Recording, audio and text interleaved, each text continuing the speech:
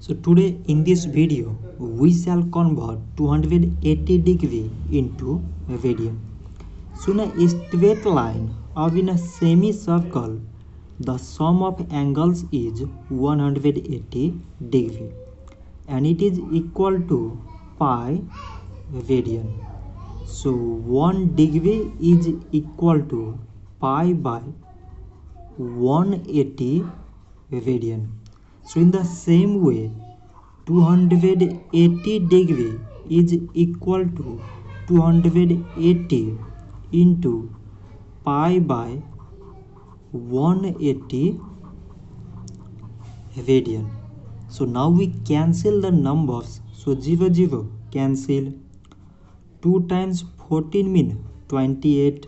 2 times 9 mean 18. So it is equal to 14 pi by 9 radian. So 280 degree is equal to 14 pi by 9 radian.